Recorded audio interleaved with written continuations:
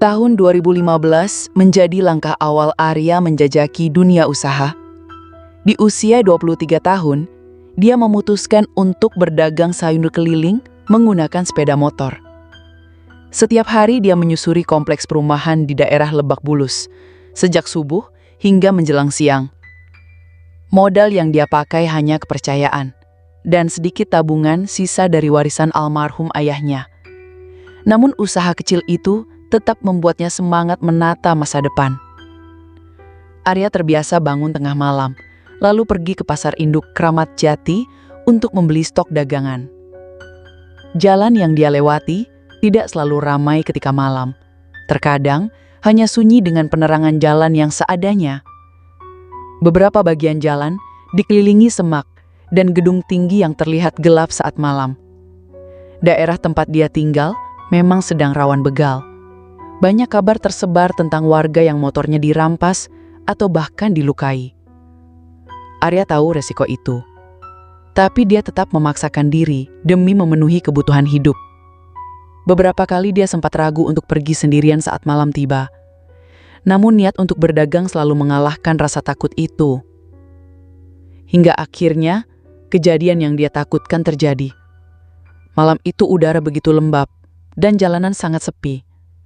Jam menunjukkan pukul 2:10 saat Arya melintasi daerah antara Jagakarsa dan Tanjung Barat. Di tengah jalan, tiba-tiba 4 orang berbadan besar mendekat dari arah belakang. Motor Arya dipepet dari 2 sisi. Salah satu dari mereka mengacungkan senjata tajam ke arahnya. Arya mencoba menghindar, tapi gerakannya terlalu lambat, hingga sabetan saja mengenai lengan kirinya. Cairan merah langsung mengalir deras membasahi baju yang dia kenakan. Salah satu pelaku menendang motor Arya hingga terguling ke pinggir jalan. Dengan tubuh gemetar, Arya mencoba untuk berdiri. Namun salah satu dari mereka kembali menyerang Arya, dan kali ini lukanya lebih dalam. Arya terjatuh dan tak bisa lagi melawan. Motor dan tas berisi uang dagangan langsung dirampas oleh para pelaku. Arya dibiarkan terkapar di pinggir jalan, bersimbah darah, dan menahan sakit luar biasa. Langit malam itu begitu sunyi. Hanya suara motor para pelaku yang perlahan menghilang di kejauhan. Arya mencoba meminta pertolongan, tapi suaranya nyaris tak terdengar karena rasa sakit yang menekan dadanya. Beberapa menit kemudian, seorang warga yang kebetulan melintas dengan mobil melihat tubuh Arya tergeletak. Tanpa banyak bertanya, warga itu segera membantunya dan membawanya ke rumah sakit terdekat. Selama 3 hari Arya dirawat karena luka yang cukup parah. Tangan dan perutnya harus dijahit karena luka yang cukup dalam. Arya tidak hanya kehilangan motor dan uang, tapi juga semangatnya untuk berdagang. Polisi sempat datang mengambil keterangan dari Arya. Dia mencoba mengingat wajah pelaku, tapi semuanya mengenakan masker dan topi. Laporan resmi dibuat, namun tidak ada kelanjutan yang berarti dari pihak berwajib. Hari demi hari berlalu, namun tidak ada satupun dari para pelaku yang tertangkap. Rasa kecewa dan marah berkecamuk dalam hati Arya. Semangat yang dulu menggebu, kini berganti menjadi rasa takut dan trauma. Dia enggan keluar malam bahkan untuk sekedar ke warung depan rumah. Keluarganya mencoba menghibur, tapi Arya tetap murung. Sampai suatu pagi, Cakra datang berkunjung ke rumah Arya. Cakra adalah temannya sejak SMA. Dirinya sudah seperti saudara sendiri bagi Arya. Dia datang dengan membawa sekantang buah dan beberapa makanan ringan. Cakra tidak banyak bertanya. Dia hanya duduk dan mendengarkan semua keluh kesah Arya. Dengan mata yang masih tampak lelah, Arya menceritakan semua yang dia alami malam itu. Tentang rasa takut yang masih membekas dan kekecewaannya karena pelaku belum juga tertangkap. Cakra hanya mengangguk dan kadang memberi komentar singkat. Namun sorot matanya tampak menyimpan sesuatu. Setelah mendengarkan semuanya, Cakra hanya menepuk bahu Arya dan pamit untuk pulang. Namun sebelum meninggalkan rumah, Cakra sempat berkata akan kembali malam nanti. Arya tidak terlalu memikirkan ucapan itu. Pikirannya masih dipenuhi kekhawatiran dan rasa trauma. Hari itu berlalu dengan lambat. Arya hanya terbaring di tempat tidur, mencoba melupakan semua luka yang masih terasa. Namun malam itu akan menjadi awal dari sesuatu yang tak pernah dia duga sebelumnya. Malam itu bukan hanya tentang sahabat yang datang kembali, tapi tentang sesuatu yang ikut datang bersamanya. Sesuatu yang berasal dari tempat yang tidak terlihat manusia biasa. Sesuatu yang akan mengubah hidup Arya. Malam pun tiba dengan angin yang terasa lebih dingin. Arya duduk di beranda rumahnya sambil menatap jalanan yang sepi. Tubuhnya masih lemas, dan luka di perutnya masih terasa sakit. Pikirannya terus dipenuhi bayangan kejadian di malam nahas itu.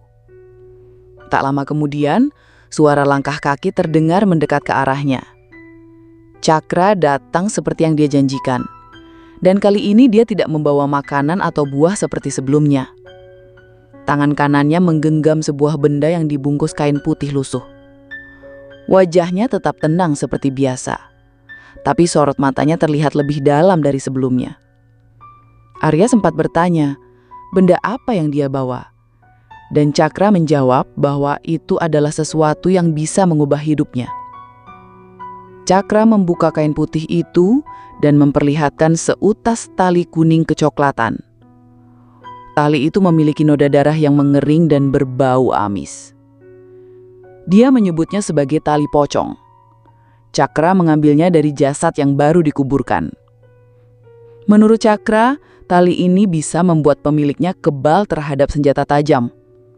Tak hanya itu, usaha dagangnya juga akan ramai dan membawa rezeki berlimpah. Arya sempat bingung mendengar penjelasan itu, namun dalam hatinya mulai muncul rasa penasaran. Tanpa banyak tanya, Cakra menyerahkan tali itu kepada Arya. Awalnya Arya ragu untuk menyentuhnya, tapi entah mengapa jari-jarinya seperti bergerak sendiri. Dia merasakan hawa dingin menjalar dari telapak tangan saat menyentuh tali itu. Tali itu tampak biasa saja, tapi ada sensasi aneh yang membuat Arya merasa sedikit menggigil. Cakra hanya tersenyum dan meminta Arya untuk tidak memikirkan hal yang buruk. Dia berpesan agar tali itu dibawa setiap saat, diikatkan di pinggang, dipakai di lengan, atau bahkan dikalungkan ke leher. Malam itu menjadi malam pertama Arya tidur dengan benda dari dunia lain di bawah bantalnya. Besok paginya, Arya kembali mencoba berjualan seperti biasa. Meskipun masih sedikit trauma, dia memberanikan diri pergi ke pasar membeli sayur. Anehnya, rasa takut itu tidak terlalu kuat seperti sebelumnya. Seperti ada yang melindungi langkahnya dari rasa takut yang biasanya muncul di malam hari. Saat mulai berjualan, dagangannya cepat sekali habis. Para ibu-ibu di perumahan berebut membeli sayur seperti takut kehabisan. Uang yang dia dapatkan hari itu jumlahnya 3 kali lipat lebih banyak dari biasanya. Arya pulang dengan wajah bingung sekaligus senang. Esok paginya, kejadian serupa terulang lagi. Kini hanya butuh 2 jam dagangannya ludes terjual. Kejadian itu terus berulang selama beberapa hari. Arya mulai percaya bahwa tali pocong itu memang membawa pengaruh besar. Rasa percaya dirinya meningkat drastis. Tubuhnya terasa ringan dan kuat, seperti mendapat tenaga baru yang tidak biasa. Hingga suatu malam, saat sedang mengantar pesanan ke kompleks sebelah, Arya melihat 2 orang mencurigakan sedang memepet seorang pengendara motor. Tanpa berpikir panjang, Arya mendekat dan meneriaki mereka. Salah satu dari pelaku mengayunkan senjata tajam ke arah Arya. Namun tidak terjadi apa-apa. Bahkan saat senjata itu mengenai tangannya, kulitnya sama sekali tidak tergores. Pelaku panik dan langsung kabur bersama temannya. Arya berdiri dengan napas sesak, tapi tidak sedikit pun merasa takut. Dari kejadian itu, Arya semakin yakin bahwa dirinya sekarang kebal dengan senjata. Beberapa hari setelah itu, dia mulai berubah. Bukan lagi tukang sayur biasa yang takut keluar malam. Arya sekarang sering keluar malam untuk patroli seorang diri. Dia menyusuri jalanan sepi, berharap bertemu dengan para begal yang dulu menyerangnya. Rasa dendam yang dia simpan kini berubah jadi hasrat untuk melenyapkan mereka. Beberapa kali dia terlibat perkelahian dengan geng motor. Jumlah mereka tidak sedikit, namun semua takluk di tangan Arya. Pukulan-pukulannya bertenaga dan selalu tepat sasaran. Dia tidak pernah merasa kelelahan, bahkan setelah menghajar 5 hingga 7 orang sekaligus. Kabar tentang Arya yang kebal mulai tersebar di kalangan anak-anak muda sekitar. Beberapa dari mereka mengagumi, namun sebagian justru takut. Arya merasa di atas angin. Dia mulai berjalan dengan kepala tegak dan dada membusung. Usahanya juga semakin maju. Pelanggan terus bertambah. Dan tak jarang, uang yang dia bawa pulang terasa tidak masuk akal jumlahnya. Dalam 1 bulan, Arya sudah bisa membeli motor baru dan memperbaiki rumah orang tuanya. Tetangga mulai berbisik tentang perubahan hidupnya yang begitu cepat. Namun Arya tidak peduli dengan omongan orang. Yang dia tahu, hidupnya kini jauh lebih baik dari sebelumnya. Setiap malam dia membawa tali pocong itu. Kadang dipakai di pinggang atau dililitkan di tangan kanan. Dia merasa lebih kuat, lebih berani, dan tidak terkalahkan. Namun jauh di dalam dirinya, ada rasa yang belum sepenuhnya tenang. Rasa itu masih samar, seperti bayangan yang mengikuti di belakang tubuhnya. Namun Arya selalu mengabaikannya. Yang penting sekarang tidak ada lagi orang yang bisa menyakitinya. Atau setidaknya, itu yang dia pikirkan. Sejak malam itu, Arya tidak bisa tidur dengan nyenyak. Setiap memejamkan mata, tubuhnya kaku seperti ditindih sesuatu. Kadang ia terbangun dengan tubuh dingin dan keringat membasahi bantal. Namun yang paling mengganggu adalah bau yang muncul tanpa sebab. Bau itu seperti bangkai yang dibakar setengah gosong. Makin lama, bau itu muncul tidak hanya saat malam saja. Saat dirinya berjualan, Arya sering mencium bau anyir dari gerobaknya. Pelanggan kadang terlihat menutup hidung, tapi mereka tetap membeli sayuran. Beberapa dari mereka mengeluh, tapi tidak pernah berani mengatakan langsung. Arya pura-pura tidak mendengar dan terus melayani. Namun bau itu makin sering mengikuti kemanapun dia pergi. Suatu malam, saat sedang beristirahat di ruang tengah, Arya melihat sosok berdiri di depan pintu. Tubuhnya dibalut kain putih yang kotor dan menghitam di beberapa bagian. Wajahnya nyaris tak bisa dikenali, seperti bekas luka yang belum sembuh. Seketika, aroma busuk tercium memenuhi seluruh ruangan. Arya tak bisa bergerak, tubuhnya seperti lemah tak berdaya. Matanya terbuka tapi tidak bisa menjerit atau meminta pertolongan. Sosok itu melayang perlahan ke arahnya. Sambil berdiri di ujung kaki Arya, pocong itu memiringkan kepala seakan mengamati. Lalu menghilang begitu saja, seolah larut ke dalam lantai. Saat pagi datang, Arya mengira itu hanya mimpi buruk. Namun rasa takut itu masih tertinggal dalam pikirannya. Beberapa hari kemudian, gangguan mulai semakin nyata. Arya tiba-tiba tertidur di atas makam tanpa ingat bagaimana dia bisa sampai di sana. Kakinya basah oleh lumpur, tangannya memegang tali pocong dengan erat. Dia menoleh ke sekeliling dan mendapati dirinya sendirian di tengah kuburan. Langit masih gelap dan angin malam meniup daun-daun kering di tanah. Arya kembali ke rumah tanpa banyak bicara. Wajahnya pucat dan bibirnya membiru seperti habis direndam di dalam air. Orang tuanya mulai merasa aneh, tapi Arya selalu menutup diri. Dia lebih sering duduk di kamar, menatap kosong ke arah dinding. Terkadang Arya tertawa sendiri lalu marah tanpa sebab. Tali pocong itu kini digantungkan di dinding, tepat di atas tempat tidurnya. Setiap malam, tali itu berayun perlahan meski tak ada angin yang masuk. Kadang terdengar suara bisikan dari dalam kamar, seperti seseorang sedang merintih dengan suara menyeramkan. Budi yang tinggal di samping rumah Arya sempat melihat sosok putih melesat cepat di atas rumahnya. Ibunya pernah melihat bayangan melintas di belakang dapur, tapi saat diperiksa, tak ada siapapun. Yuni, teman dekat Arya, mulai merasa khawatir. Dia datang menjenguk dan berharap bisa bicara dengan Arya. Saat memasuki rumah, dia langsung mencium bau menyengat yang menusuk hidung. Dia berusaha menahan mual tapi langkahnya tetap menuju kamar Arya. Pintu kamar terbuka sedikit dan Yuni mengintip ke dalam. Di dalam kamar, dia melihat Arya sedang duduk membelakangi pintu. Tubuhnya diam, namun bahunya sedikit bergerak seperti sedang berbicara pelan. Di depannya berdiri sosok perempuan dengan tubuh pucat dan wajah yang hancur. Kain kafan yang melilit tubuhnya masih basah, dan dari ujungnya menetes cairan berwarna hitam. Wajah Yuni langsung pucat dan tubuhnya lemah seketika. Dia berusaha mundur tapi kakinya terpeleset dan jatuh di lorong rumah. Teriakan lirih keluar dari mulutnya sebelum semuanya gelap. Keluarga Arya menemukan Yuni dalam kondisi pingsan. Wajahnya ketakutan dan tangannya mencengkram lantai seperti berusaha lari. Setelah sadar, Yuni menangis dan memohon untuk bisa keluar dari rumah itu. Ketika malam, ibu masuk ke kamar Arya dengan membawa segelas air. Namun di dalam kamar dia hanya menemukan tali pocong yang basah dan tergeletak di lantai. Arya tidak ada di sana. Lantai kamar basah seperti habis diguyur air, tapi malam itu tidak turun hujan.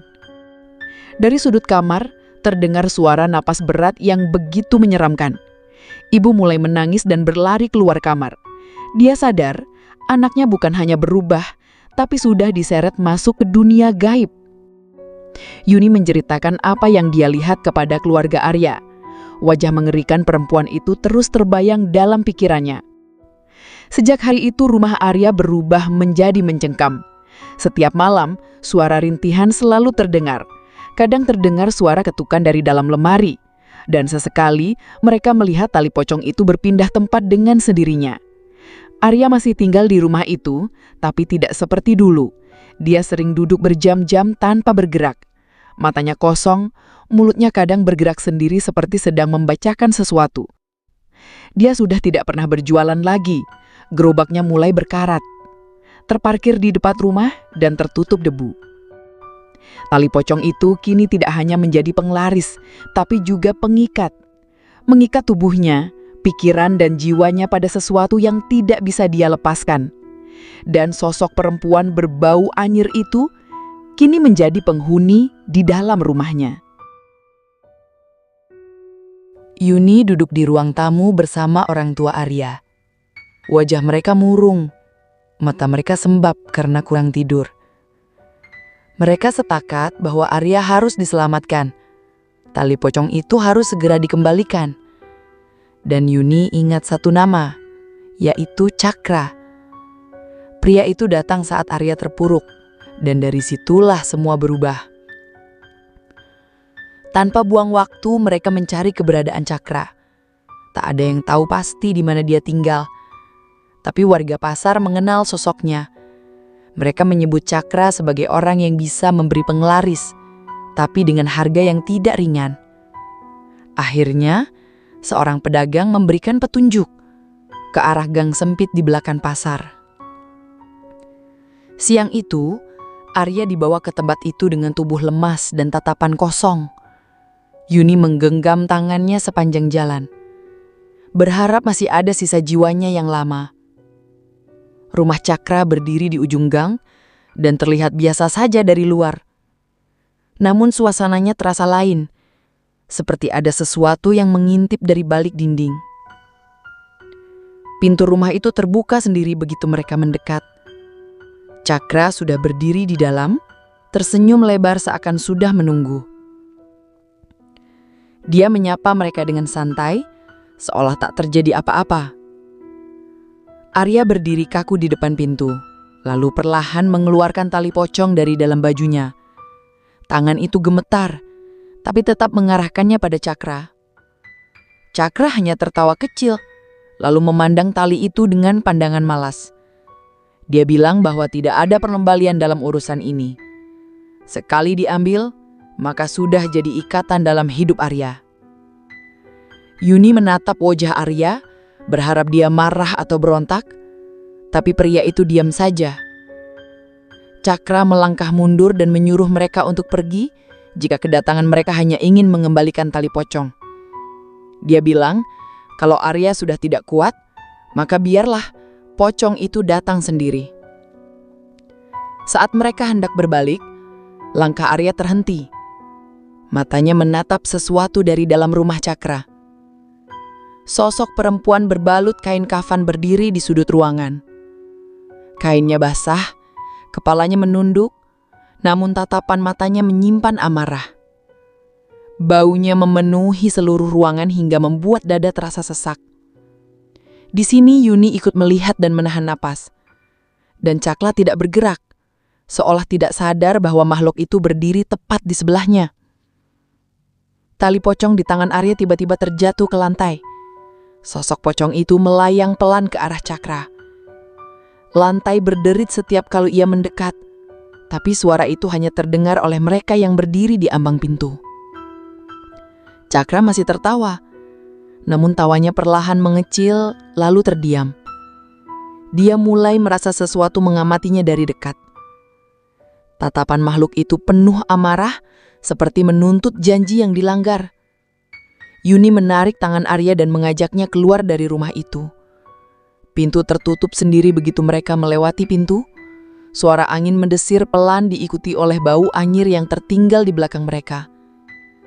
Sepanjang jalan pulang, Arya tidak bicara. Dia hanya duduk diam di dalam mobil, menatap kosong keluar jendela. Sesampainya di rumah, tubuh Arya langsung lemas dan tak sadarkan diri. 3 hari kemudian, tali pocong itu muncul kembali di kamar Arya. Tergantung di sisi tempat tidurnya, basah dan mengeluarkan bau yang sama. Tidak ada yang meletakkannya di sana. Tidak ada yang membuka kamar Arya sejak mereka ke rumah Cakra. Yuni yang pertama kali menemukannya, langsung terduduk di lantai dengan tubuh gemetar. Dia sadar bahwa sesuatu yang sudah diambil dari dunia mereka tidak bisa dikembalikan begitu saja. Arya mulai kembali seperti dulu. Dia berjualan lagi, tapi tidak seperti sebelumnya. Pelanggan memilih untuk menghindar. Gerobaknya mulai bau dan sayurannya cepat layu padahal baru saja dia beli di pasar. Orang-orang bilang, mereka melihat Arya bicara sendiri saat berjualan. Bahkan ada yang melihat seorang wanita bergaun putih duduk di gerobaknya. Tidak semua melihat, tapi cukup banyak yang merasakan hal aneh.